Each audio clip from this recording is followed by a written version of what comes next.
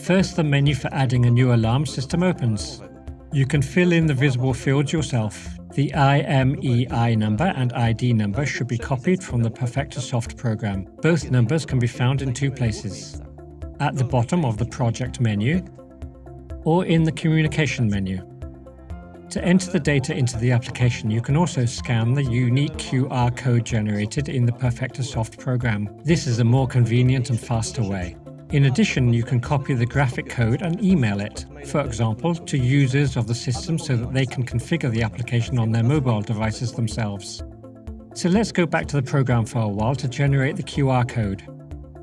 Click on the Project tab. In the lower right corner of the expanded list, you will see the QR code icon. Click on it to generate a QR code with your system data.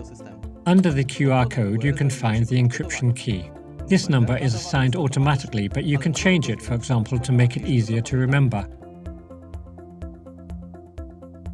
This key will still be needed after scanning the QR code in the Perfecta control application. Let's go on to it now.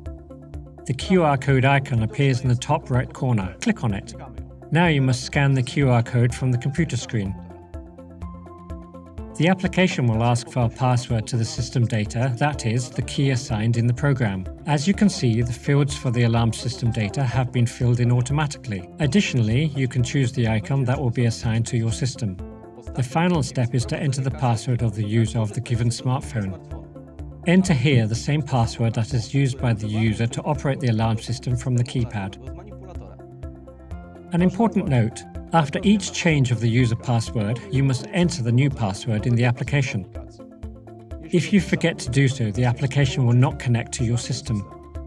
In our example, a third of the user password will be used. Confirm it and move on to the next step. Now you must decide whether the user is to be informed about new events in the alarm system.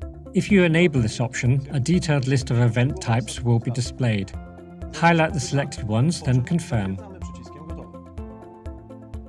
The list appears in the application at first only with one item that corresponds to your alarm system.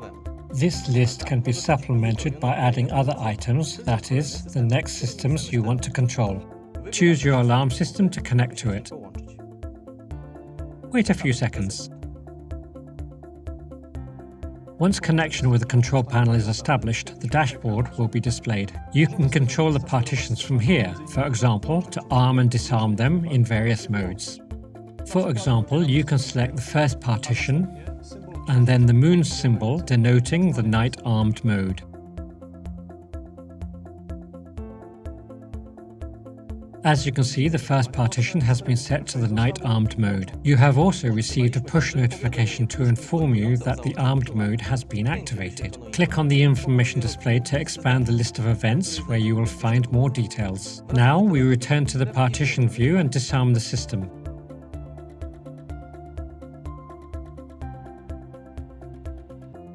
Another icon in the list is responsible for the zones. A list of pre-programmed zones with their status is displayed. Depending on permissions, the user can inhibit or isolate the selected zones. This may be useful, for example, when a building renovation crew are present in some part of the protected building. Next, you have the icon of outputs. Select it and go to the list of available outputs in the system. Some of them are programmed and controllable outputs. You can control them remotely using the Perfecta control application. Now we will show you how to remotely start up devices connected to the system. To do this, select the status indicator at the top of the list. Then click the circle in the top right corner.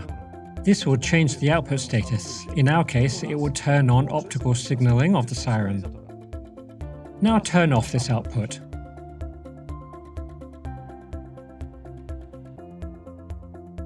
When discussing the controllable outputs, it should be added that Perfecta control panels allow the use of 8 programmable timers.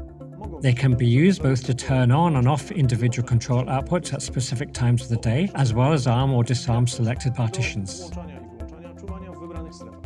Let's go to the next icon. Select it to open a list of current and saved troubles. In the meantime, the control panel power was turned off for a moment. This was displayed in the list of troubles.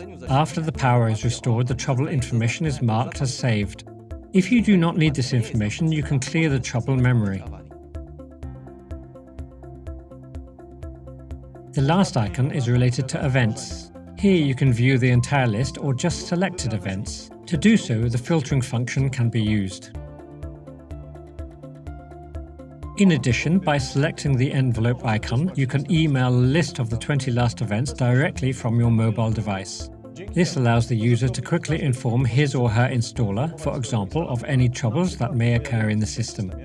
And this is the end of the presentation of the Perfecta Control mobile app.